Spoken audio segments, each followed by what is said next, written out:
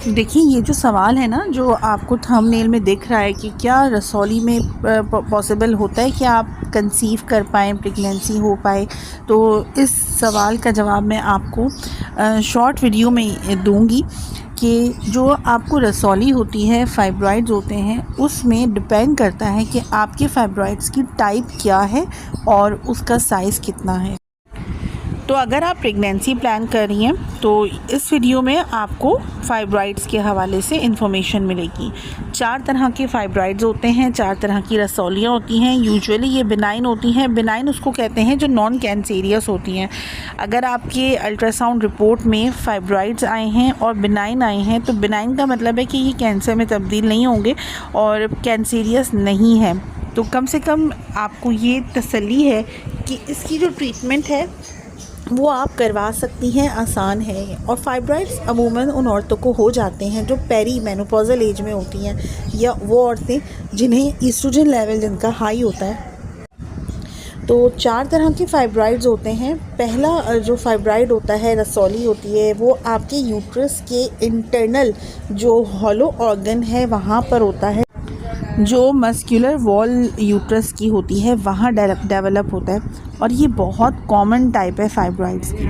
और दूसरा जो होता है सबम्यूकोसल फाइब्रॉइड होता है, जस्ट अंडर इनर लाइनिंग जो है यूट्रस की वहाँ पर पाया जाता है और यूट्रस को बल्जिंग देता है, या यूट्रस का जो शेप होता है इससे बिगड़ जाता है, हैवी ब्लीडिंग होती है।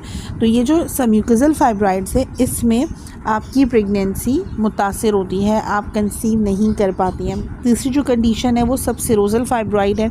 ये यूट्रस के आउटर सरफेस पर ग्रो करता है और ये आपके रेक्टम पर, ब्लैडर पर और जो इर्द गिर्द के ऑर्गन्स हैं, ओवरीज हैं, उस पर प्रेशर क्रिएट करता है। ये यूट्रस के बाहर होता है तो इसमें प्रेगनेंसी पॉसिबल होती है।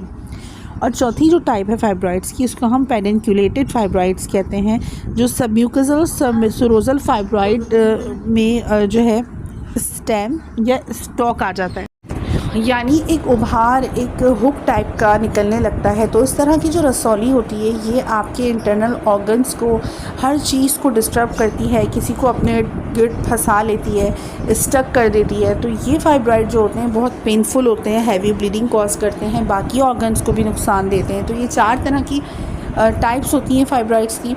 तो इसमें जो सब म्यूकोसल फाइब्रॉइड होता है जो आपकी फर्टिलिटी मुतासिर करता है, उसके अलावा बाकी किस्म के फाइब्रॉइड्स में आप कंसीव कर पाती हैं। तो प्रॉपर ट्रीटमेंट करवाएं। और अगर फाइब्रॉइड्स अर्ली टाइम पर हैं, अर्ली है फाइब्रॉइड्स, तो इसको मेडिसिन के ज़रिए आप डिज़ोल्व कर सकती हैं। क्योंकि डॉक्टर्स अमूमन ये कहते हैं कि ठीक है, फाइब्रॉइड है, बहुत छोटे साइज़ का है, इसको आप पड़ा रहने दें, जब तक आपको ये तंग नहीं कर रहा तो आप इसको ऐसे ही पड़ा रहने दें, जब बड़ा होगा तो हम इसको सर्जरी के ज़रिए रिमूव कर देंगे। तो आपको ये करना है, मैं रिकमेंड करूँगी कि होम्योपैथिक मेडिसिन होती हैं जो फाइब्रॉइड्स को डिज़ोल्व करती हैं, घुलाती हैं। अदरवाइज़ जो होम्योपैथिक के अलावा डॉक्टर्स होते हैं वो फाइब्रॉइड्स को घुलाने वाली, डिज़ोल्व करने वाली दवाएं नहीं देते। तो it's all up to you कि आप इस बीमारी के ट्रीटमेंट के लिए कहाँ जाती हैं। प्रेगनेंसी के हवाले से वीडियोस देखने के लिए या गायनी इशूज़ के हवाले से वीडियोस देखने के लिए आप मेरे चैनल को सब्सक्राइब कर सकती हैं। Stay blessed.